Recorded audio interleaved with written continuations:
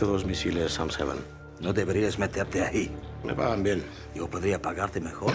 No puedes solo trabajar con los servicios secretos españoles. Es mi país. Ah, tu país es el dinero. Lo primero es que la película es un encargo que me hacen 2 años antes de la Isla Mínima. A mí lo que me sorprendió cuando me pasaron, está basado en un texto periodístico, cuando me pasaron el libro, es que mientras lo estaba leyendo tenía la sensación de que era un relato que podía saltar a las noticias del telediario de la noche. Eso fue lo primero que me llamó la atención. Bueno, eso y el personaje de Paesa, que me parece que está fuera de escala casi, por la magnitud y de todo lo que hace, por su capacidad de fabulación, aunque me parezca un tío moralmente reprobable, pero indudablemente lo envuelve todo de una literatura que lo hace todo fascinante. Se ha tirado 50 años viviendo de eso, o sea que ya me parece bastante complicado. Y no, la verdad es que lo que pensé es que merecía la pena hacer esta película, primero porque el caso me parecía muy singular, pero también porque me daba la sensación de que, en cierto modo, estábamos repitiendo como en un juego de espejos el mismo problema una y otra vez. Y no estaba mal traerlo a primer plano, crear un relato sobre todo esto. Bueno, es cierto que hubo una posibilidad al principio, ¿no? de acercarse al personaje real, pero tanto la parte que toca a Alberto y a Rafael Cobos en la parte de guión, como la que luego me tocó a mí cuando ya asumí el personaje, creo que la película relata unos años, que es el año 94-95, y creo que nos iba a servir de bastante poco, por lo menos a mí en mi caso seguro que me iba a servir de bastante poco, tener un contacto con el Roldán de hoy, que no tiene absolutamente nada que ver con el Roldán de hace 20 años. El Roldán de hoy ha pasado 15 años en prisión, 10 de ellos incomunicado. Es una persona radicalmente distinta a la que ostentaba tantísimo poder en ese momento. Ya había suficiente material audiovisual de entrevistas, tanto de la época como posteriores, como para tener una imagen clara de cómo se movía el personaje, cómo se comporta, cómo intentar emular un señor que en su momento, como decía, asumía tal poder, ¿no? Era el director general de la Guardia Civil, previamente haber sido delegado del gobierno en Navarra en los años más duros de la lucha contra ETA.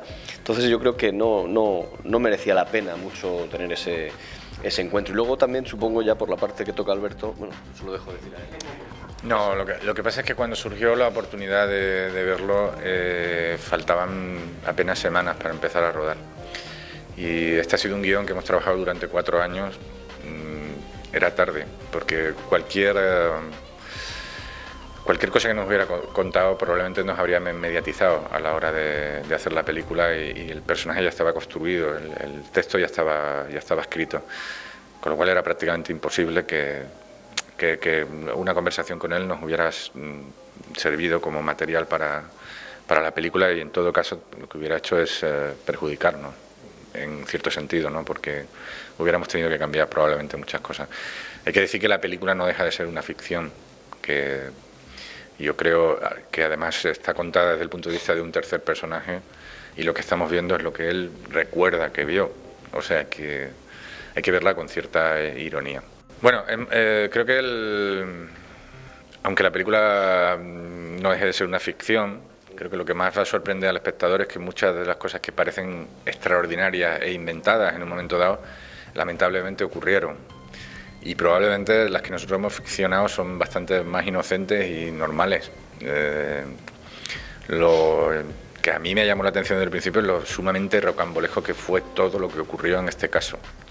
Y de hecho la película trata de mantenerse en ese tono, en el tono que tenía la investigación que rodeó a Luis Roldán, que durante un año entero era prácticamente una noticia de titulares que inevitablemente, que algunos días era un thriller político de espías con conexiones internacionales,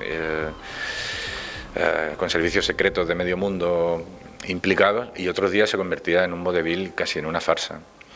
En realidad, también hay una cosa que me interesaba, y es lo sumamente selectiva que se vuelve nuestra memoria, porque yo cuando me pasaron el texto, prácticamente lo único que recordaba de Luis Roldán es que era un director de la Guardia Civil que se había fugado con mucho dinero, y que finalmente lo detuvieron en Laos. Ese era mi recuerdo, y la mitad de mi recuerdo era mentira, lo cual no deja de ser interesante. He leído estos días, a propósito de las cosas que han ido saliendo en la película, y una de las cosas que más me ha gustado y que más a cuento viene un poco sobre tu pregunta y sobre lo que estaba explicando Alberto, que dice, sobre todo por lo rocambolesco que resulta la peripecia que ocurre en la película, que decía John le Carré que la realidad, la diferencia entre la realidad y la ficción es que la realidad debe ser coherente, o sea, la ficción debe ser coherente, perdón. Creo que eso es uno de los trabajos más duros que han tenido Rafa y Alberto a la hora de construir el guión. Con una historia tan rocambolesca, pues a la hora de ficcionarla necesitas darle cierta coherencia, porque la realidad en este caso supera con creces la ficción. Bueno, es que esta película no es una película de buenos y malos, es de malos y peores, básicamente.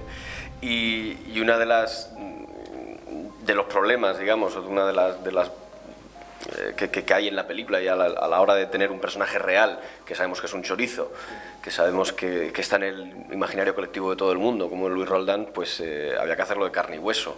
Y realmente, dentro de crear esa carne y ese hueso de ese personaje, pues evidentemente un señor que pasa 300 días aislado, buscado por medio mundo, por todos los servicios secretos nacionales e internacionales, pues creo que a la hora de hacerlo real, de hacerlo verídico y hacerlo creíble para el espectador, pues está muy bien ver esa descomposición, que además es una descomposición auspiciada y propiciada por el personaje de Paesa, que con tal de llevarse en esta ficción que hemos hecho, que ha hecho Alberto, con tal de llevarse la pasta y con tal de quedarse con el dinero. Entonces era necesario ver esa descomposición de un señor que tenía tantísimo poder en ese momento y ver cómo acaba, al final manipulado por Paesa, acaba hecho un guiñapo.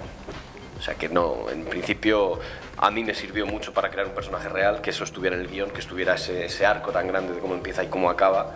Como actor me sirvió muchísimo poder agarrarme a algo para hacerlo de carne y hueso, y creo que a la historia le viene muy bien y es necesario ver cómo los tejemanejes de Paesa van haciendo mella en el personaje de Luis Roldán. Sí, bueno, quizás la mayor dificultad de la película era precisamente que atraviesa esta historia con una serie de personajes que todos mienten y que son moralmente reprobables también. En cierto modo, nosotros sí que pretendíamos que el espectador se pusiera en la situación de estos personajes y sintiera cierta empatía hacia ellos, o al menos que hubiera estado colocado en el sitio que están, porque eso es lo que creo que te permite hacerte preguntas luego cuando sales de la sala de cine. ¿Cómo he podido yo? ¿Por qué? ¿Cuáles son los mecanismos que me han hecho? Y yo creo que eso es interesante. Creo que la película se puede ver como un thriller entretenido y divertido, pero nosotros lo que pretendíamos es que una vez que pasen esas 2 horas de entretenimiento, el espectador al salir se haga una serie de preguntas, y esto era una de las formas de conseguirlo. ¿Se refiere usted a alguien como yo? Si voy a la cárcel no voy a ir solo. La entrega será dentro de 15 días, en Laos.